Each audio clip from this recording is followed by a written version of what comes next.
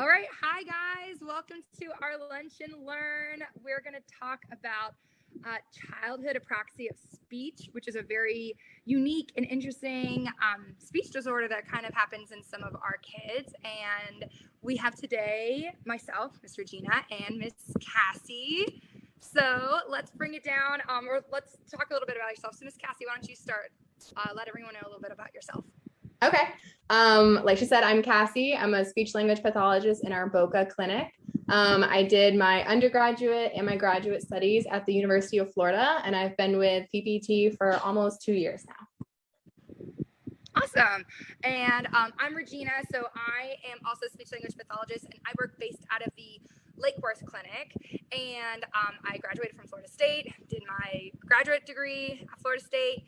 And yeah, I've been working for a couple of years now, and I've lately been really taking a really big interest in this apraxia of speech that we're going to kind of discuss today. So we have a little PowerPoint, so I'm going to share my screen. More apraxia, more than words. So here we go. Okay, so why don't we first talk about some typical speech development, Cassie? Do you want to start, or do you want me to start with that? I got you. I'll start it off. Awesome. So we do see a lot of littles here at our clinic, and I know a lot of parents are always asking us like what's typical, what's not typical, and kind of what the milestones that most children are meeting. So between the ages of 0 to 1, we usually see kids are starting to coo and giggle. They'll respond appropriately to like you trying to play with them, some of those like happy, fun noises. We'll also see them start to babble. So you'll see the babbles tend to get more complex, more different consonant sounds in there. Towards the end of that first year, you'll tend to see them start to imitate sounds that you put in front of them. Maybe you do like a cool roar, maybe you do some fun babbles. And then right at the end of that 1 year mark, we tend to see the first word come out. And that word could be anything. It could be mama, baba, it could be something wawa. It doesn't have to be exactly the word that, you know, as an adult would say it, but as long as that child is saying that word consistently and has a good meaning towards it, we count it as a word. In the second year of life, so in ages 1 to 2, we tend to see them start to label people and objects that they're familiar with. We get some more sounds, some more animals, more cars, and they try to imitate some words that you present to them. So a couple more complex imitations there too.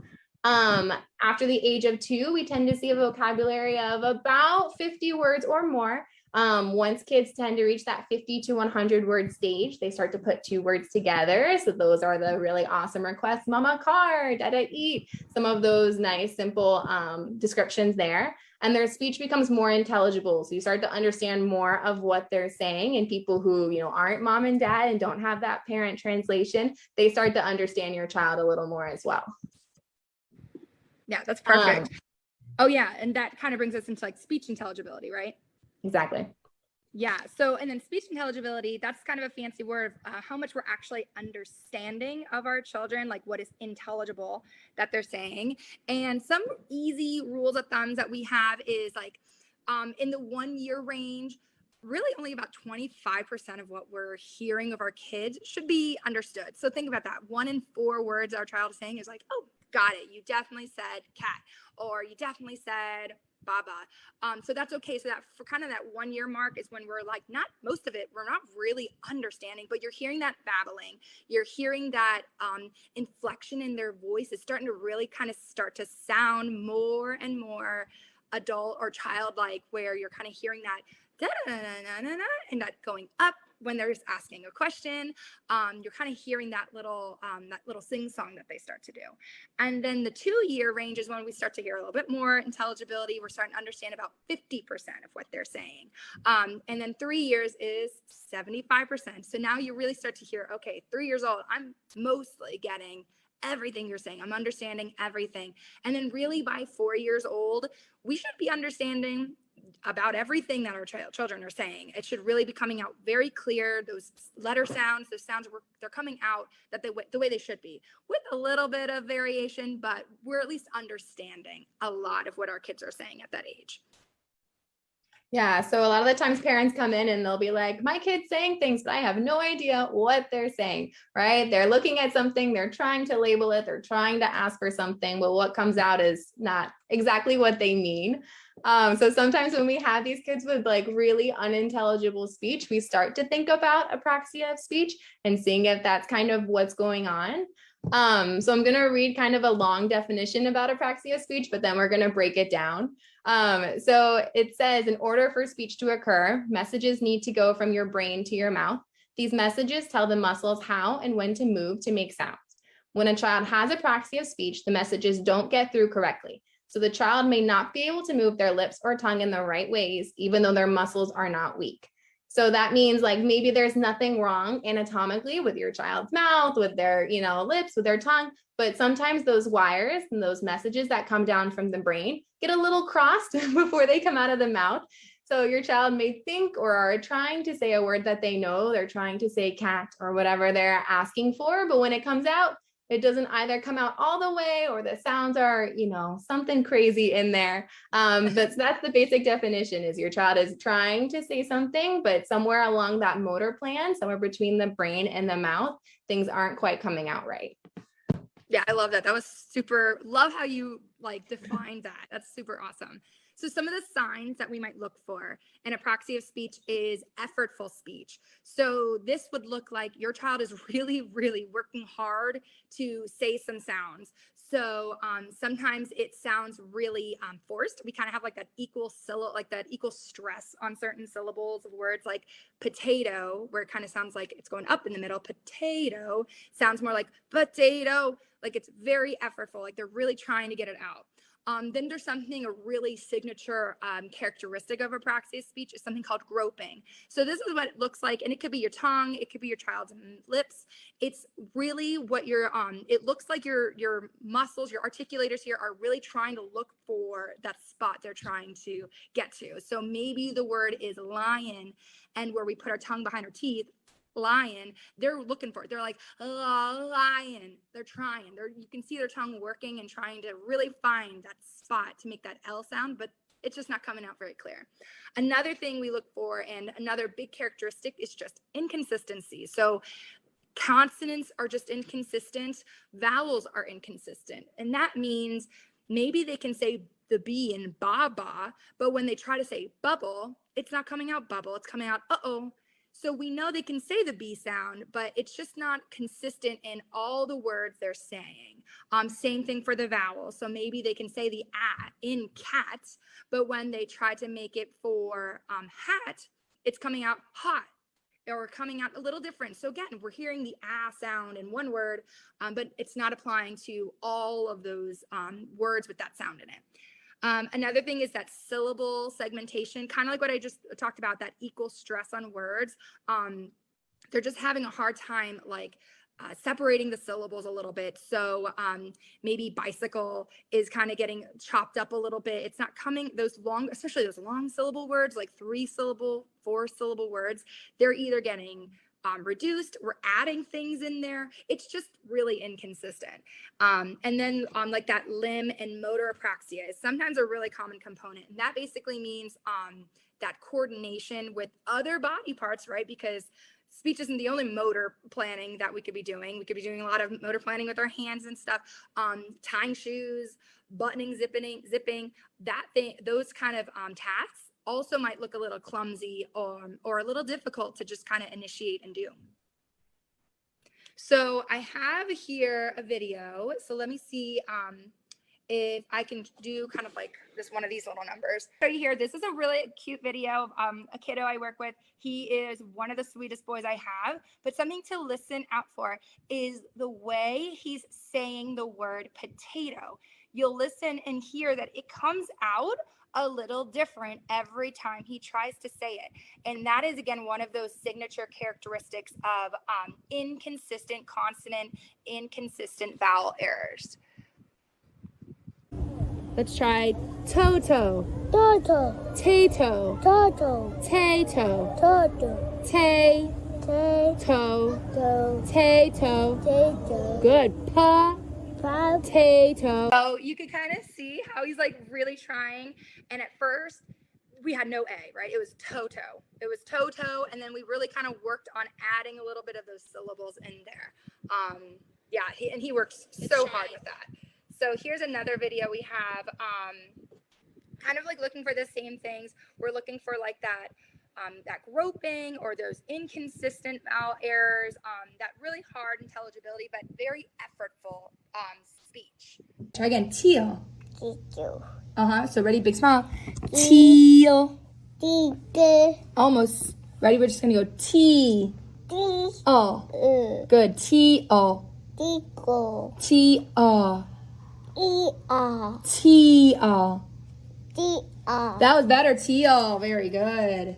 And I love that one because how we say it is we kind of have a fall at the end, right? Teal. And we kind of hear that fall. And in this video, our kiddo really doesn't do that. He keeps really everything equal. T-O.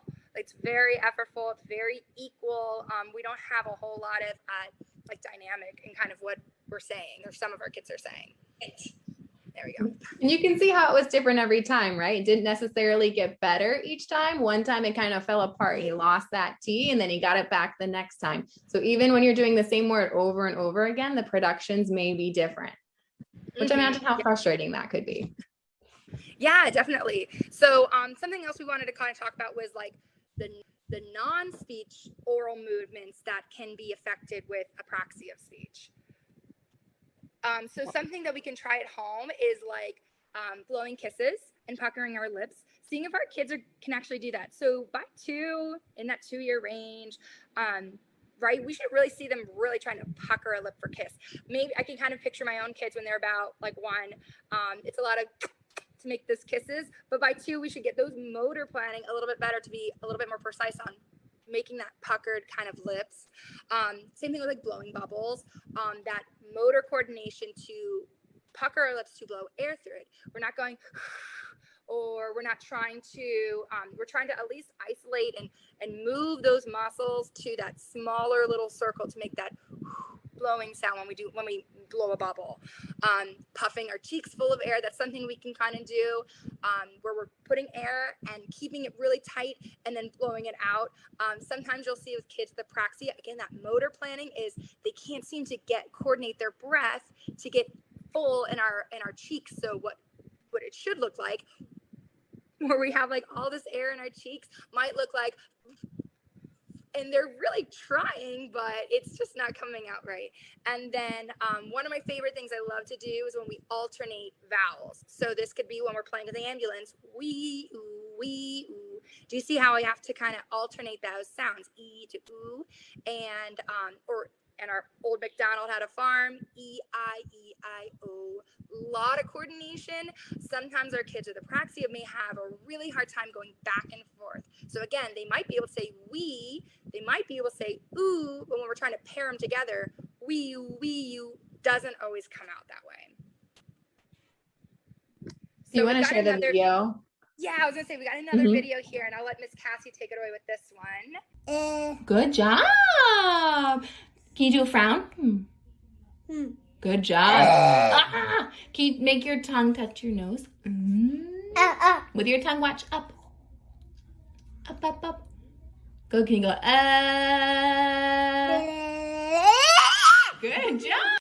Yeah, so this friend has been working really hard to kind of isolate some of those movements, just like Regina was talking about. When we used to kind of do our tongue back and forth, it used to be everything was kind of going with it. But now she's able to a little bit better just focus on one muscle at a time, one articulator at a time without having to involve everything else. But you can still see very difficult to lift her tongue up. So just trying to get her to kind of lick an ice cream, right? Move that tongue all the way up. A little tricky. The frown she was able to do, but she had to look at my face first. When I just told her to frown, you couldn't see my face. But when I told her to frown, she was like, and then I showed her, how we're bringing our lips down. She was able to get there a little bit more. So you'll tend to see, and we'll talk about this too, kids with apraxia, kids with any speech disorder, speech delay, really those visual cues are so much help. Really helps them kind of figure out what they're supposed to be doing, where their lips, their tongue, their mouth are supposed to end up, in addition to how they're sounding. So she has worked really hard, but if, try these with some of your kids, put a mirror in front of them, see if they can copy some of your faces, see if the whole face is moving, see if they're like really struggling, really trying to get to some of those sounds, or see if it comes pretty naturally. So why is this important? So why are we even talking about apraxia speech, where our kids are getting speech therapy, we're working on sounds? So why is this something that we need to know about? So the only evidence-based treatment for apraxia is speech therapy. The intervention approach for apraxia is a lot different than that for like articulation or phonology, where we're working on the sound. So the difference really is that inconsistency. So some of our kids with articulation or phonological disorders, they're going to be really consistent. They have a hard time saying the R sound. So no matter where it is in the word, whether it's rabbit or red or flower, we're hearing, wed, wabbit, flower. We're hearing that R is consistently hard. But with apraxia, right, like we talked about, sometimes it's not across the board. It's not the same sound in every word. It really just kind of depends on the word. So it does matter. It is important on just changing our approach, speech therapy versus like apraxia therapy. Did you want to touch any more on that, Cassie? I think you got most of it, but just kind of like you were saying, you tend to see the movements between the sounds being really difficult, just like that we. So like you said, maybe they can do we and oo, but as soon as you put them together, it kind of falls apart. Same thing with your friend doing the teal, the potato. So apraxia therapy tends to kind of really focus on those movements between the sounds, putting it all together rather than just focusing on the T of potato, because maybe they can do T and it's really consistent. But as soon as we switch up the words, we switch up the different ways that they're moving in and out of the sounds and all of the work that your mouth has to do. That's where, apraxia therapy really kind of moves. Yeah, right. So another thing is we hear a lot about, and I'd love to, Cassie, I love how the way you explain this next part. So I want you to take it over here because you did a really good job with why not just do the wait and see approach. So is this something that we just, okay, so our kids are having a hard time with the planning of speaking. So why not just kind of wait and see what happens? Right. Because like we got mentioned earlier, imagine how frustrating that would be. All you want to do is ask for like a piece of cake or some water, or, you want to have your needs met. You want to play with your friends. And every time you go to say something that you know how to say and you know what it is, it doesn't come out right. Nobody can understand you. Like that really leads to a lot of frustration in our kids, a lot of, tantrums, a lot of throwing things, a lot of all of that frustration of not being able to communicate is really hard. And we've saw some articles that said that by 2 years old, kids know that they sound different. Kids know that the other people can't understand them, and they may start to withdraw from situations. They may not want to, go play with friends or go to school or do some of the things where they know they're not going to be understood. And that can really lead to some self-esteem, confidence issues. This is a really important time for our children to get all of those social skills, to understand, expressive language and do those requests, those protests, all those parts of language that we work on in speech therapy. But if they aren't able to, that really is, it's sad and it's really frustrating for them. So anything that we can do at this age to help give them strategies to kind of put their words together, to get those sounds to be more intelligible to their friends, to teachers, to parents, is only going to help. So if this is starting to sound like your kiddo and you're thinking, oh man, this is hitting home a little bit. So what are some things you can do right now? So definitely my biggest one I tell parents all the time is let's start bringing attention to our mouth. It's not what we're saying, right? Because just like Cassie said, we know what we want to say. Our kids know what they want. It's how they're saying it, and that's why it's not being understood. So we're going to step away from what we're saying, and it's more about how we're saying it. So bringing attention to our mouth, really pointing at it. I try not to be too exaggerated about certain words. I don't slow them down because that could also be frustrating for our kids. They're like, I know I want milk. You don't have to say it so slow. They might lose interest and get frustrated. So, but we can still be deliberate with how we're saying it. So again, we might bring that attention, go milk, and start showing how I started here and I ended here, milk. And that's how we can be deliberate and just starting to show attention. talk to our kids often, but just keep it simple. And this is just a good rule of thumb with any of our kids with any kind of speech delay, is keep things simple. I always say model one step above what your kiddo is doing already. So if your kids are at the point of saying maybe just one word at a time, mama, up, milk, then just model, mama, up, or give me milk, just like a little step above what they're doing. So we're modeling what we're expecting of them, but we're still keeping it very simple. Cassie mentioned before, visual cues are so important. Again, we just don't think about how we're saying words. We just kind of say them. We don't think about talking and what we're saying. So having that extra support of getting a visual, showing a picture of the mouth and showing where the teeth are and showing how our tongue goes up when we say L for lion. Those visuals are only going to be more helpful for your child on getting those sounds right. Definitely give wait time. This is probably the biggest thing some parents have a hard time really implementing, is just waiting. So when you model milk, you want milk, wait, count to 5 if you have to, but just wait, give them that time to process it and then think, okay, it goes here, and then say, yeah, you said milk, good job. But waiting that extra couple seconds, it's just a good habit to get into, and it gives our children the opportunity to try and say a word. And then, of course, the last big tip is praise for attempts at repetition. So give credit when it's due. If they're trying to say milk and it's coming out all sorts of different ways, go ahead and be like, thank you for trying. You did such a good job. Here's your milk. Because we want to encourage them to keep trying. We don't want to write them off, because that might say, oh, well, I'm not being understood, so I just won't say anything. That might lead to some of that withdrawing we were talking about. So still give them a lot of credit. And you can just simply say, thank you for trying, or that was so good that you came to me with this. You can still praise the behavior of what they tried to do. And then if they say a good sound, like maybe they just did for milk, great. Be like, you said that was awesome, here's your milk. Giving them that praise is going to be really motivating for our kids, because there's no greater reward to our kids than the parents. Like, our kids want to do everything great for their parents, because that is their role model and that is their person. So those kind of praises are going to be weighed so heavily to our children when it comes from mom or dad or grandma or grandpa. Oh my gosh, that kind of like wraps it up. That's it. So I don't know, did you want to talk about like the free screenings and the evaluations that we do, Cassie?